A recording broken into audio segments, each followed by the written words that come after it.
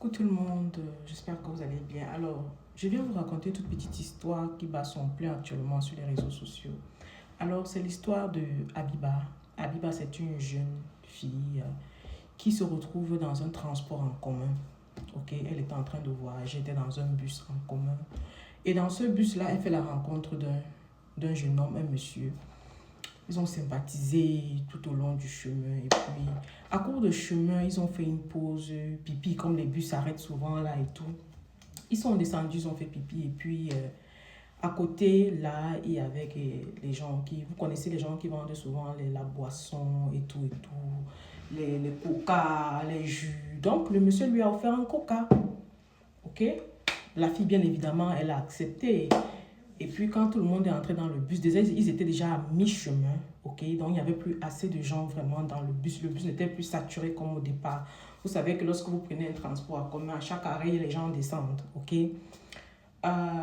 Donc, ils remontent dans le bus, le monsieur et la fille. Le monsieur propose à la fille d'aller s'asseoir au fond du bus, au Shabbat, comme on dit souvent chez nous.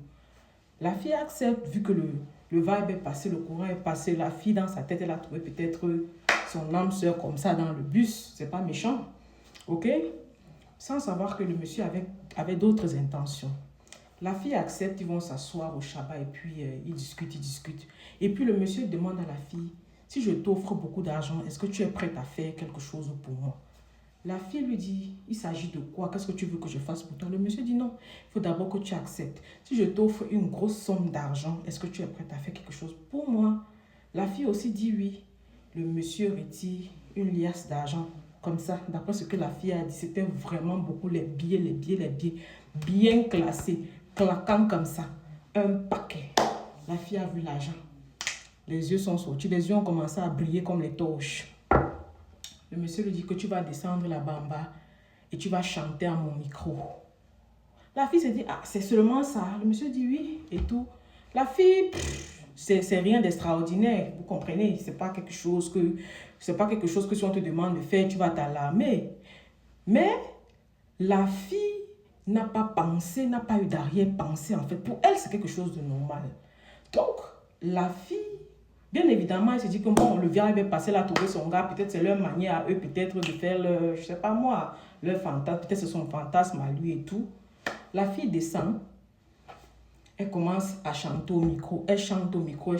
Pendant qu'elle est en train de chanter au micro, le monsieur donc veut verser la bouillie. C'est comme ça que la bouillie arrive. Le monsieur cale la tête de la fille, il verse la bouillie dans la bouche de la fille. La fille ils ont fini de faire le truc. La fille se lève, elle dit qu'elle a nettoyé sa bouche avec une lingette. Elle a jeté par la fenêtre. Après donc ça, le monsieur a encore retiré une liasse d'argent. Il a donné à la fille. Il a pris son numéro, il a écrit, il a donné à la fille que voici mon numéro. Vu qu'ils étaient dans un transport en commun, ils se sont séparés. Peut-être le monsieur est descendu avant, peut-être c'est la fille qui est descendue avant.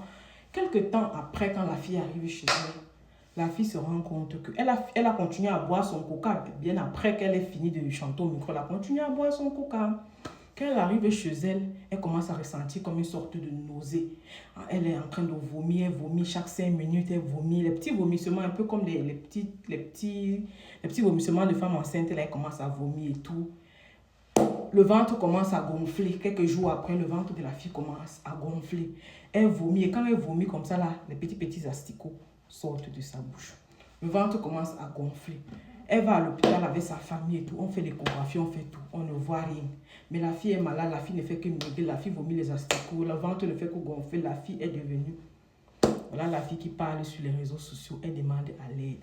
Elle appelle maintenant le numéro que le monsieur lui a donné. Le numéro ne passe plus. Le numéro n'a plus jamais passé. Depuis qu'elle a essayé d'appeler le monsieur, le numéro ne passe plus. La fille est maintenant sur les réseaux sociaux. Elle raconte son histoire. Elle ne sait plus ce qu'elle doit faire. Alors, Abiba, je fais cette vidéo pas pour te jeter la pierre, non. Parce qu'il y a des choses qui arrivent comme ça. C'est la vie, c'est ça la vie. Je me suis dit, peut-être toi, tu t'es dit que tu as rencontré ton âme sœur et puis voilà, le courant est passé et tout. Mais pour moi, je pense que ce monsieur avait un objectif bien précis et il a atteint son objectif. Il a eu la cible qu'il voulait. D'accord? Déjà, ce que je veux dire ici à nous tous qui sommes sur cette plateforme, sur ma page, Prions avant de sortir. Prions, c'est important. Surtout lorsqu'on sait qu'on va entrer dans les transports en commun, c'est important. Les transports en commun que vous voyez là, comme le nom le dit, transport en commun, tout le monde entre.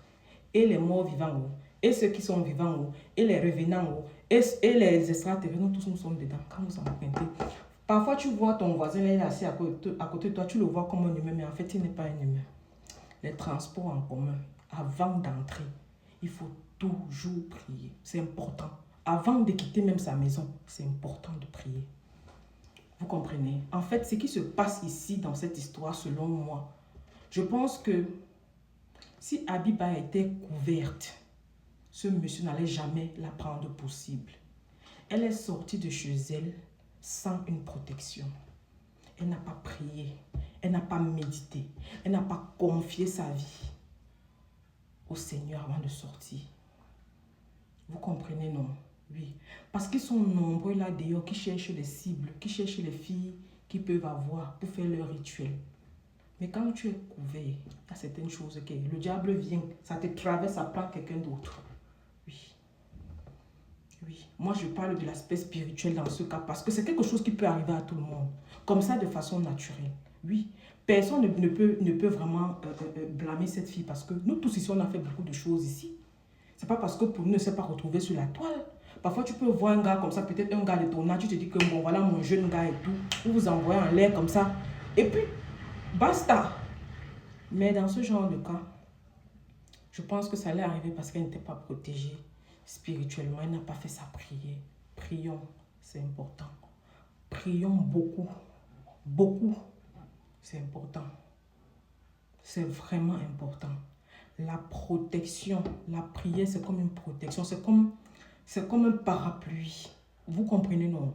Quand tu fais ta petite prière avant de sortir de chez toi, tu es comme quelqu'un qui a le parapluie. Vous voyez, quand il pleut, tu as ton parapluie. Il pleut partout sauf sur toi parce que tu as un parapluie. Vous comprenez? Je pense que Abiba, tu dois être ancré dans la prière.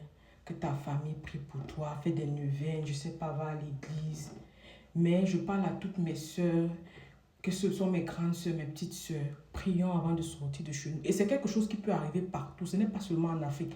Même dans le pays des Blancs-ci, il y a la sorcellerie pro max. Oui, je sais de quoi je parle. Je vais vous raconter les histoires ici. Prions, c'est important. Parce que si tu avais prié, ou bien même quand tu avais même, le monsieur même t'a demandé à commencer à faire, j'ai la liasse d'argent même d'abord qui sort pour te donner, maman. Ça ne t'a pas fait peur, maman. Parce que l'argent facile, quelqu'un qui travaille son argent durement, il ne dépense pas comme ça. Quelqu'un qui sort la liasse d'argent comme ça, les billets claquants, il te donne, ça sort d'où? Donc il a ramassé l'argent là par terre. Quand tu finis, il prend encore comme ça. Il dit, maman, c'est l'argent de ton deuil qui te donnait. C'est l'argent de tes finances. Quand toi-même tu vois une liasse d'argent, tu n'as pas peur, maman. Avec les temps, si le dehors qui est dur comme ça. Non. Non.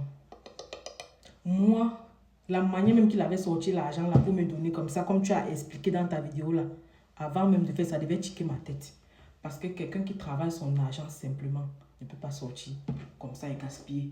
Pour 2 minutes, parce que tu vas chanter à son micro, 2 minutes, il fait sortir les millions comme ça. C'est trop facile.